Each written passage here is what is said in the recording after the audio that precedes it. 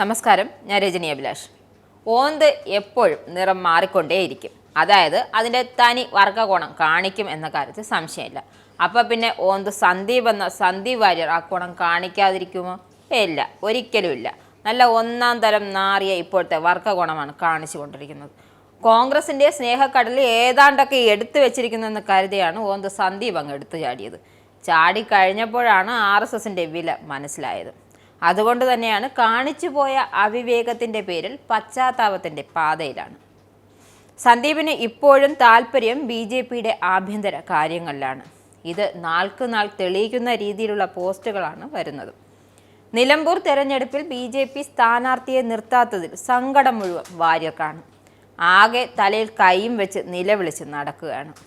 അടുത്ത മാസം 19-ന് നിലമ്പൂരിൽ തെരഞ്ഞെടുപ്പ് തീരുമാനിച്ചിരിക്കുന്നതിനാൽ സ്വാഭാവികമായും ഇരു മുന്നണികളും കോൺഗ്രസും CPM-ഉം സ്ഥാനാർത്ഥികളുടെ പാതയിലാണ്.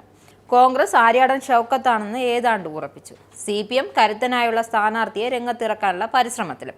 എന്നാൽ BJPക്ക് തൽക്കാലം സ്ഥാനാർത്ഥിയെ രംഗത്തിറക്കാൻ താല്പര്യമില്ല. എന്നാൽ BJPയുടെ ഭാവിയോർത്ത് ആശങ്കപ്പെടുന്ന ഒരാളെ ഉള്ളൂ. അത് മറ്റാരുമല്ല, സന്ദീപ് വാര്യരാണ്. നിലമ്പൂരിൽ UDF സ്ഥാനാർത്ഥി കളത്തിലിറങ്ങിക്കഴിഞ്ഞു. LDF ആരെയെങ്കിലും ഒരാളെ തപ്പിപ്പിടിച്ച് സ്ഥാനാർത്ഥിയാക്കിയേക്കും. എന്നാൽ ഈ തിരഞ്ഞെടുപ്പിൽ ഏറ്റവും ശ്രദ്ധേയമായ നിലപാട് BJPയുടേതാണ്, മത്സരിക്കേണ്ട എന്ന നിലപാട്. വെല്ലുവിളികളെ നേരിടാൻ ശേഷിയില്ലാത്ത ഭീരുവായ പടനായകനാണ് താനെന്ന് ബോധ്യപ്പെടുത്തുന്ന പ്രസ്താവനകളാണ് രാജീവ് ചന്ദ്രശേഖർ പുറത്തു പറയുന്നതെന്നും പട തുടങ്ങും മുന്നേ പടനായകൻ പരാജയം സമ്മതിച്ചു എന്നൊക്കെയാണ്. അതായത് തനിക്ക് പടക്കളത്തിൽ നായകനാകാൻ അവസരം കിട്ടാത്ത ചൊരുക്കാണ് വാര്യർ കാണിക്കുന്നത്.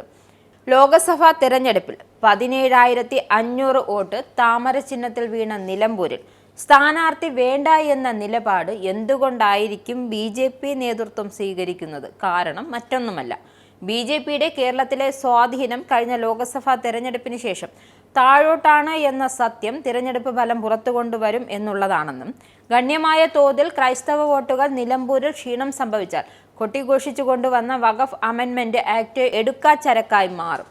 കപട ദേശീയതയും നിലമ്പൂരിൽ വിലപ്പോവില്ല എന്ന് നരേന്ദ്രമോദി നേരിട്ട് വന്ന് പ്രചരണം നടത്തിയാൽ പോലും 2024 നേടിയ 17,500 വോട്ട് പോയിട്ട് അതിൻ്റെ പകുതി നേടാൻ BJPക്ക് കഴിയില്ല എന്നൊക്കെ സത്യമെന്നാണ് വാര്യരുടെ പുലമ്പൽ.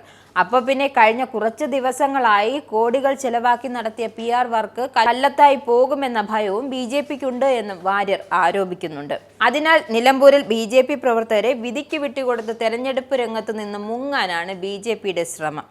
ഏതെങ്കിലും സ്വതന്ത്രനെ കണ്ടെത്തി പിന്തുണ നൽകി തടിയൂരാൻ ശ്രമിക്കുന്നുണ്ടെന്നും പോസ്റ്റർ ഒട്ടിക്കാൻ മൈദ വാങ്ങാൻ പണമില്ലാതിരുന്ന കാലത്തും കെട്ടിവെച്ച കാശ് തിരിച്ചു കിട്ടാത്ത കാലത്തും BJP കേരളത്തിലുടനീളം മത്സരിച്ചിട്ടുണ്ട്.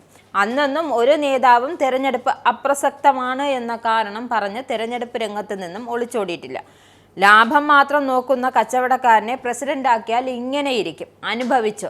BJPയുടെ തിരഞ്ഞെടുപ്പിൽ മത്സരിക്കാതിരിക്കുക എന്നത് LDFന്റെ ആവശ്യം കൂടിയാണ് എന്നാണ് വാര്യരുടെ കണ്ടെത്തൽ. BJPയുടെ വോട്ടുകൾ CPM-ന് നൽകാനായി ഡീൽ ഉറപ്പിച്ചിരിക്കുകയാണെന്നും BJP സംസ്ഥാന നേതൃത്വം. എന്നാൽ പാലക്കാട് സംഭവിച്ചതിനേക്കാൾ കൂടുതൽ വലിയ തിരിച്ചടി CPM BJP അവിശുദ്ധ ബാന്ധവത്തിന് നിലമ്പൂർ ജനത നൽകുമെന്നൊക്കെയാണ് സന്ദീപിന്റെ പുലമ്പൽ.